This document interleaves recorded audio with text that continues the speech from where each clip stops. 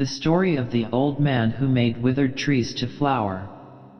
You are listening on YouTube channel named Let's Listen Something. Long ago there lived an old man and his wife who supported themselves by cultivating a small plot of land. Their life had been a very happy and peaceful one save for one great sorrow, and this was they had no child. Their only pet was a dog named Shiro, and on him they lavished all the affection of their old age. Indeed, they loved him so much that whenever they had anything nice to eat they denied themselves to give it to Shiro. Now Shiro means white, and he was so called because of his color. He was a real Japanese dog, and very like a small wolf in appearance.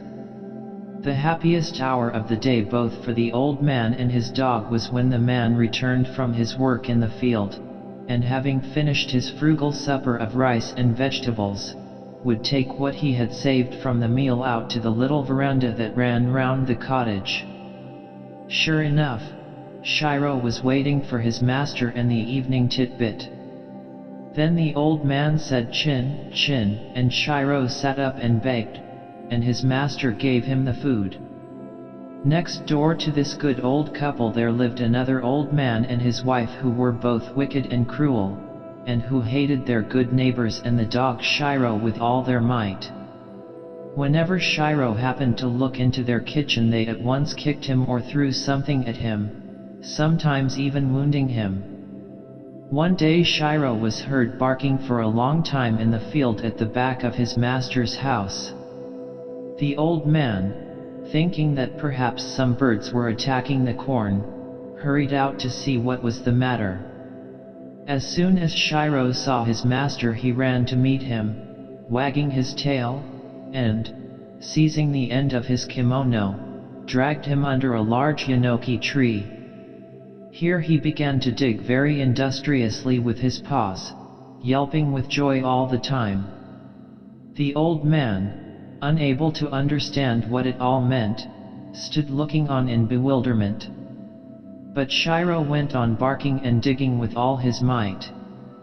The thought that something might be hidden beneath the tree, and that the dog had scented it, at last struck the old man. He ran back to the house, fetched his spade and began to dig the ground at that spot. What was his astonishment when, after digging for some time, he came upon a heap of old and valuable coins, and the deeper he dug the more gold coins did he find. So intent was the old man on his work that he never saw the cross face of his neighbor peering at him through the bamboo hedge. At last all the gold coins lay shining on the ground. Shiro sat by erect with pride and looking fondly at his master as if to say, "You see, though only a dog, I can make some return for all the kindness you show me." The old man ran in to call his wife, and together they carried home the treasure. Thus in one day the poor old man became rich. His gratitude to the faithful dog knew no bounds, and he loved and petted him more than ever, if that were possible. The cross old neighbor, attracted by Shiro's barking, had been an unseen and envious witness of the finding of the treasure. He began to think that he, too, would like to find a fortune. So a few days later he called at the old man's house and very ceremoniously asked permission to borrow Shiro for a short time.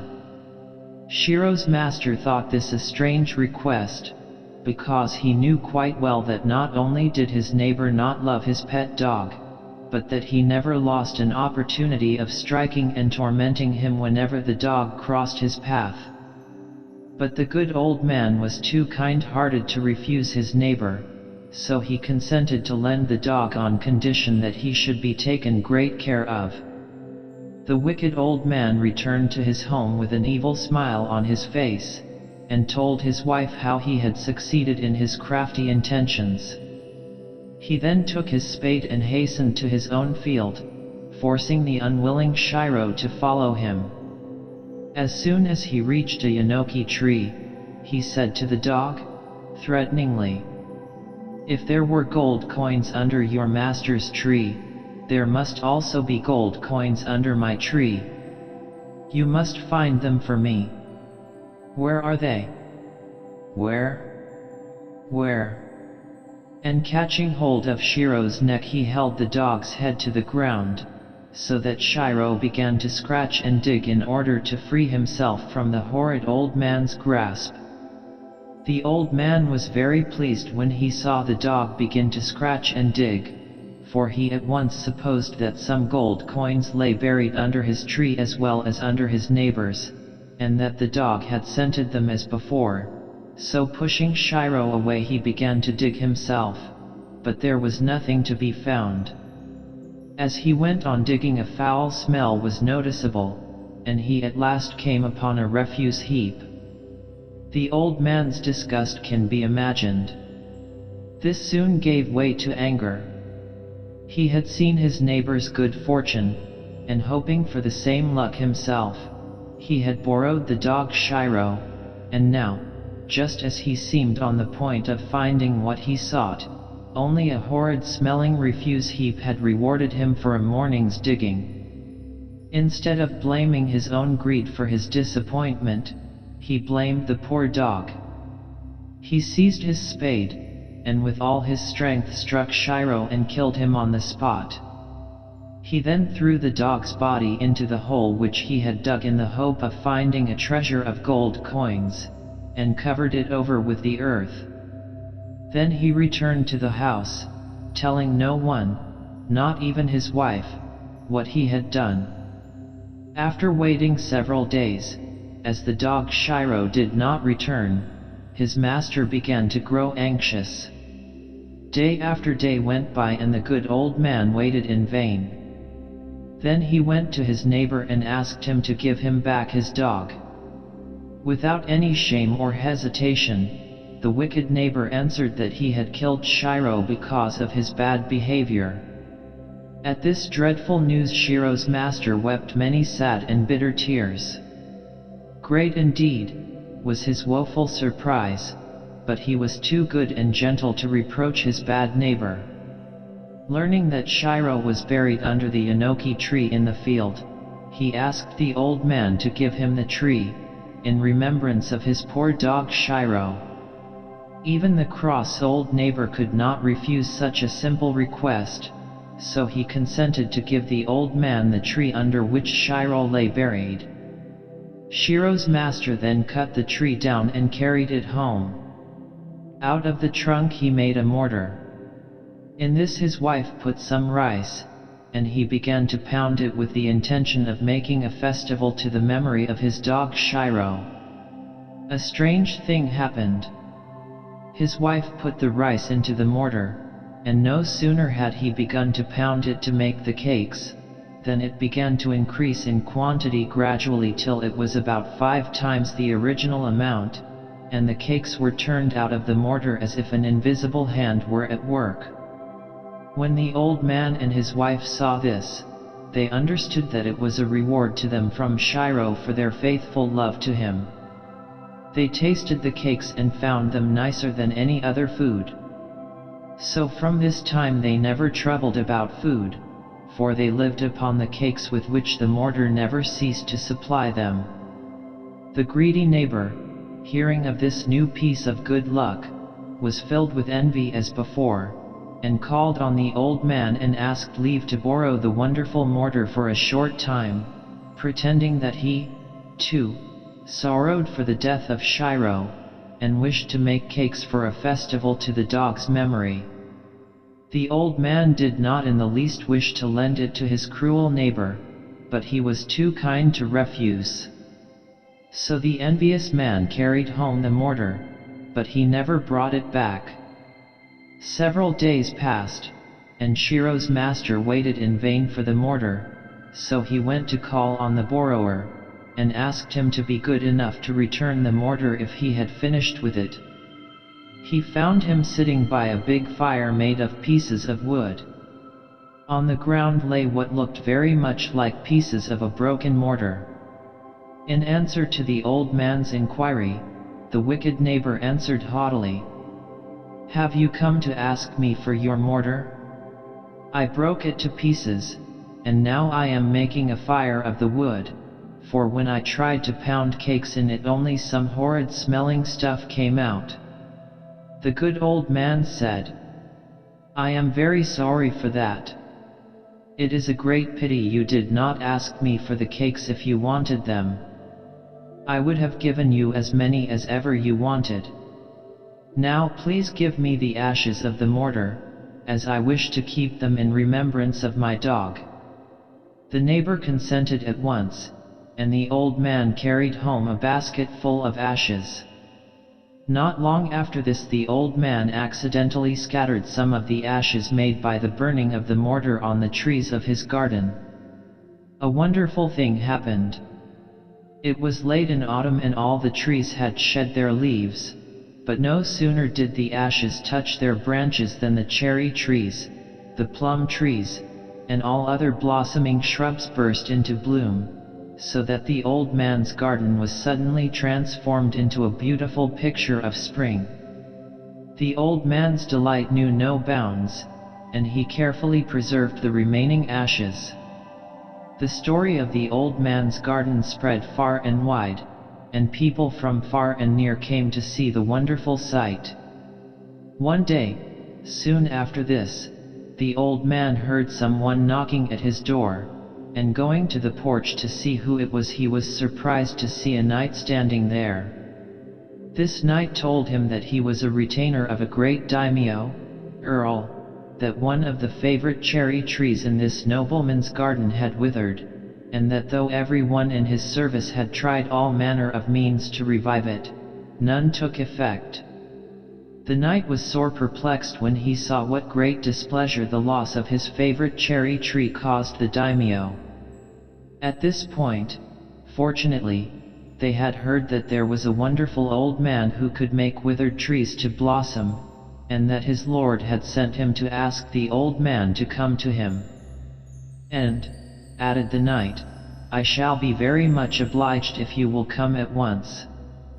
The good old man was greatly surprised at what he heard, but respectfully followed the knight to the nobleman's palace.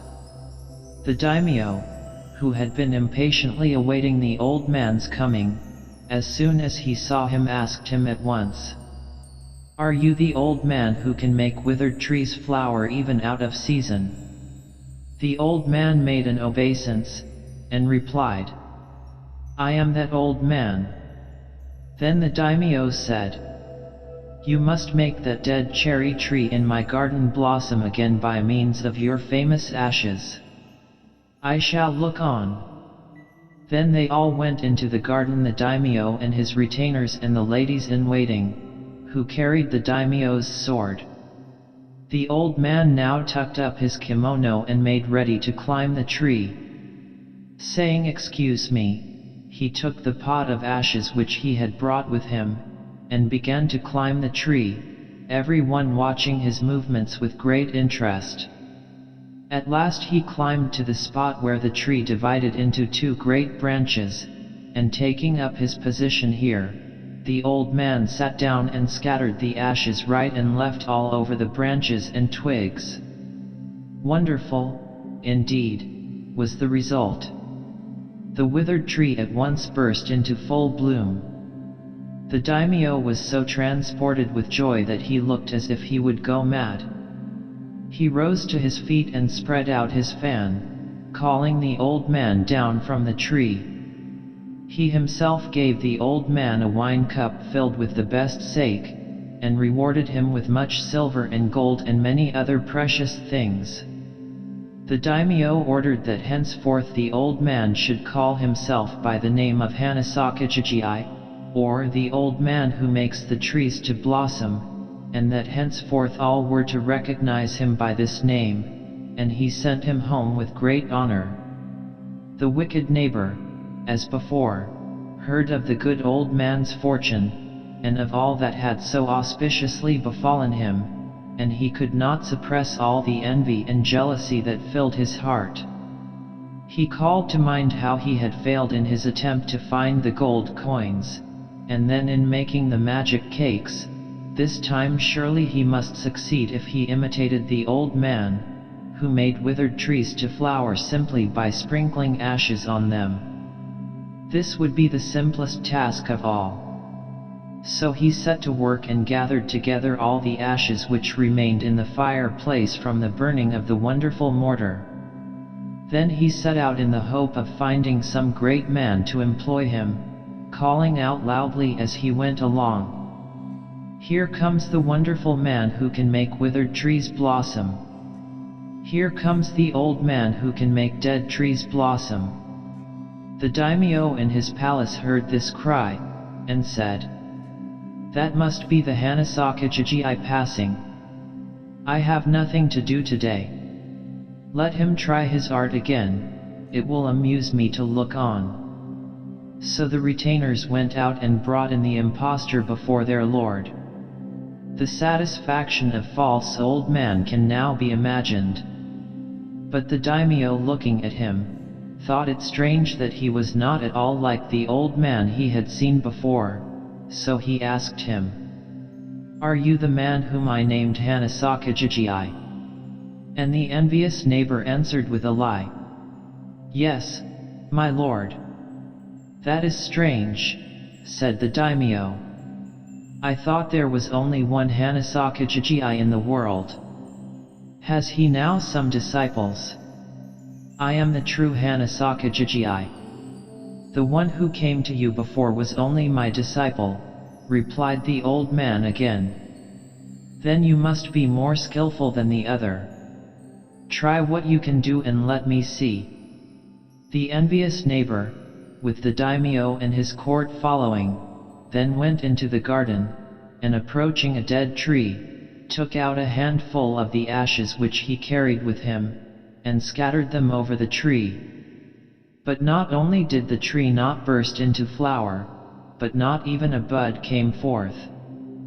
Thinking that he had not used enough ashes, the old man took handfuls and again sprinkled them over the withered tree. But all to no effect. After trying several times, the ashes were blown into the daimyo's eyes. This made him very angry, and he ordered his retainers to arrest the false Hanasaka Jijii at once and put him in prison for an impostor. From this imprisonment the wicked old man was never freed. Thus did he meet with punishment at last for all his evil doings. The good old man, however, with the treasure of gold coins which Shiro had found for him, and with all the gold and the silver which the daimyo had showered on him, became a rich and prosperous man in his old age, and lived a long and happy life, beloved and respected by all.